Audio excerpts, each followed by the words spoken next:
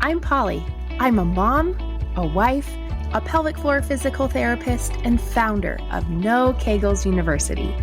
I have helped thousands of women stop leaking, enjoy intimacy, and feel proud of their bodies, even after having kids.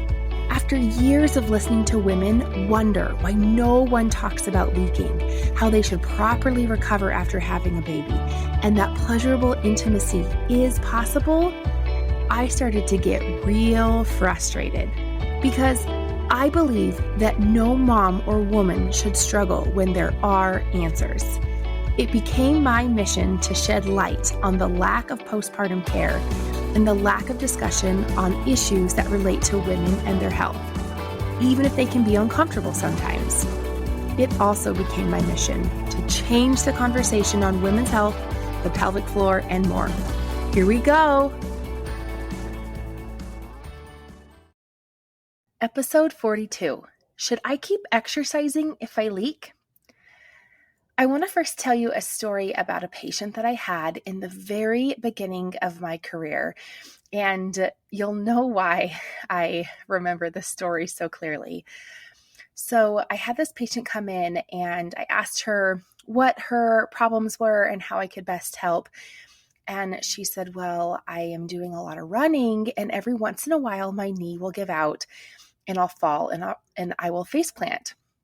And I said, yes, of course, I can absolutely help you. And so we started diving in a little bit more, and being a new physical therapist, I was trying to figure out why her knee was giving out all the time. And in some of my questioning, we started to talk about why she even began running in the first place. And I was asking her about her love for it because I was under the assumption that she really loved doing it, despite the fact that her knee kept giving out and she would fall or face plant and skin up her elbows or her knees. And in this particular part of the conversation, she said, no, I actually hate running. I hate doing it. I loathe it. And I was kind of taken aback because I thought, well, you have expressed so much frustration surrounding your knee giving out and running. And so then we dove in a little bit deeper to figure out why she loved it or why she continued doing it, even though she hated it. And she said, well, it's the only way I know how to manage my weight. And I'm giggling, not because because she assumed it was the only way for her to manage her weight, but because she continued doing something that, number one, she didn't even enjoy. And number two, it was something where there was other answers. And the other thing, that she was so committed to something despite the outcome of falling every so often. And of course, I was able to help her get her legs stronger so her knee wouldn't give out. And I won't bore you with what really was the problem, but it always makes me giggle a little bit just thinking about this story, because I'm sure as you're hearing it, you're just assuming, wow, that is commitment to managing her weight. But to her, that was the only thing she knew. And of course, we talked about other ways for weight management, and she would only run sometimes. And we were able to find other things for her that she enjoyed that also allowed her to keep the weight off as she preferred. So I tell you this to help set the stage, if you will, for this question that I get asked a lot. Should I keep exercising if I leak? Well, I want to first lay a little bit of foundation here for why I'm going to answer this question the way I'm going to answer it. The first thing I want you to know is that anytime you leak, that is a really great indicator that your pelvic floor is not strong enough or that it's dysfunctional, which really could be one and the same. And you can take this as a sign that your body is saying, hey, I am too weak to be doing this exercise. We could even substitute exercise for laughing or coughing, which we don't really always have control over whether we are laughing or coughing, but we do have control over that exercise that we're doing. The other piece that I want to establish here as part of the foundation before I answer this is that our pelvic floor is designed to contract or respond in response to vertical or downward motion. So think with me, when you jump, you're going to go up and then you're going to go down. As you're coming down and landing that jump, let's just think about maybe in a high fitness class, or you're doing a HIIT workout or a step aerobics workout or something of the sort, even a squat with a lot of weight. As your body is moving downward or that vertical motion, that pelvic floor should be strong enough to squeeze against the urethra, that tube that allows the urine to exit our body. That pelvic floor should squeeze against that urethra or that tube so that we're not having any urine come out, no matter what. However, if we're having leakage with, insert whatever that might be for you, exercise, then we can comfortably say, okay, well, your pelvic floor is definitely not doing what it's supposed to do. So now that you have that information, I'm going to answer the question, should I keep exercising if I leak? Answer one is you can. You're not going to fall. You're not going to hurt yourself like that patient who was running and her knee was giving out and she was injuring herself. And truly, I am absolutely fine if you continue doing said exercise that makes you leak. The only thing I would add to that is that in order to change this, because I'm willing to go out on a limb here and say you are not fond of exercising or running or doing whatever and leaking, right? I don't need to outline all this for you that, well, now we got to go change pants or panty liners or carry extra underwear with us or go home and shower. I mean, it's a production in itself. So while that's not that big of a deal, or maybe it is, that's yours to decide, right? Like you're not getting hurt. But what I would offer to you is that you should be able to keep doing the things you want to do, right? Especially if you enjoy it, like the running. So you can ask yourself, well, do I even really enjoy doing this thing? Or do I not, or do I want to be able to do this thing, high fitness, HIIT workout, whatever, and not leak? Is that my bigger goal? Here is the good news.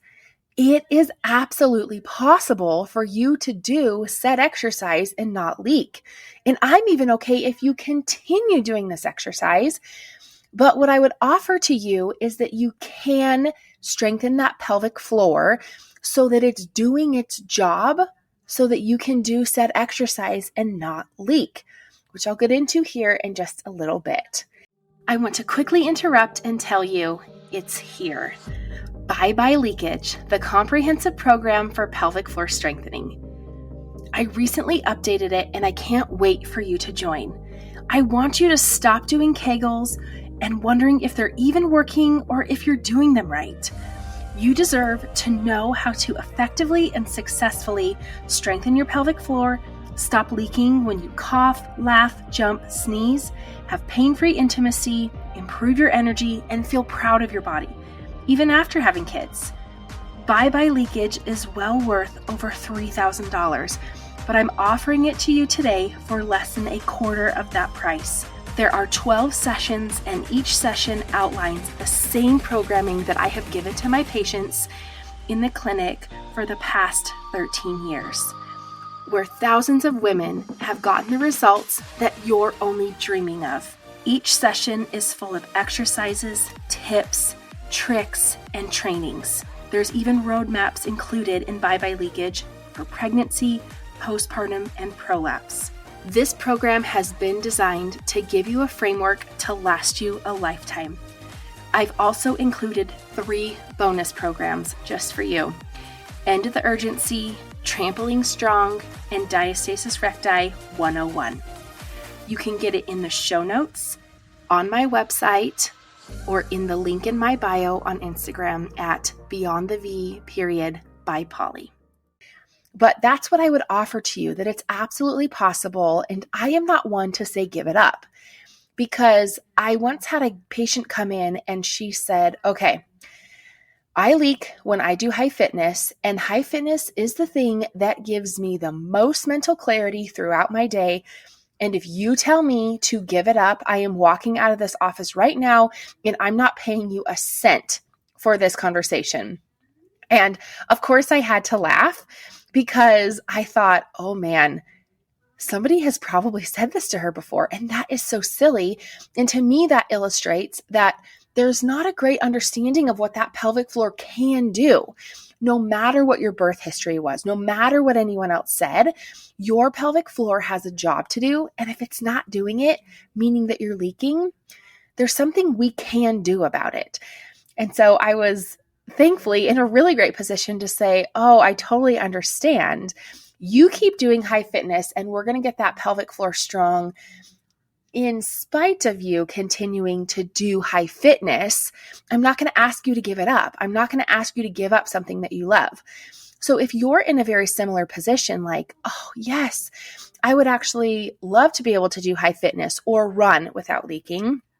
Or even if you're listening to this thinking, oh, so maybe you are one of those who has given up running or given up cardio because you leak.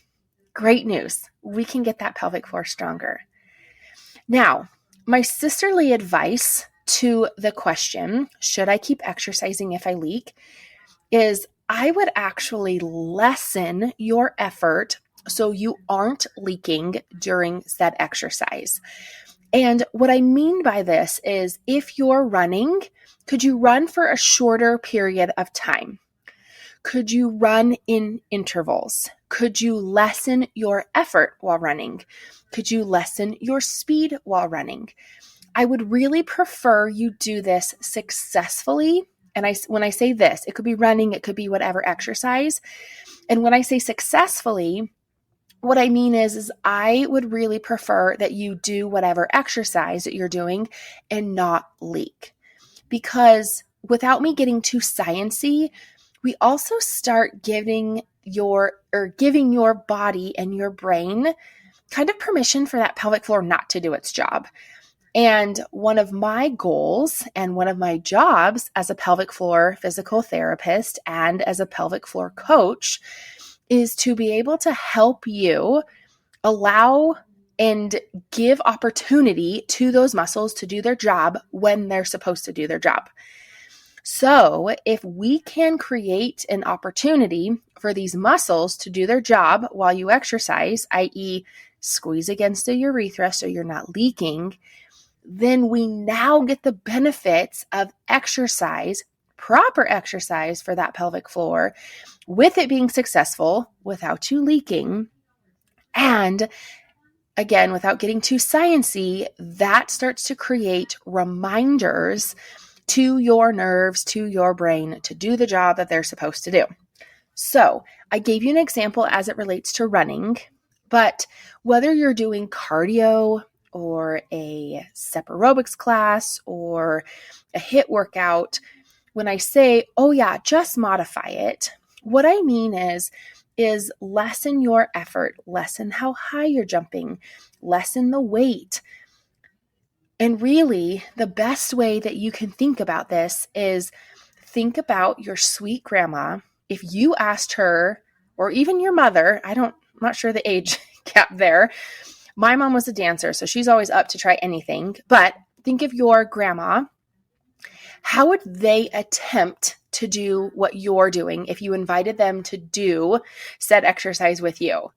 It's not going to look the same as you're doing it, but if you mimicked how they might be doing it or some of the modifications that they might try, more than likely that's going to give you an opportunity to lessen the effort to modify said exercise so that your pelvic floor can be successful.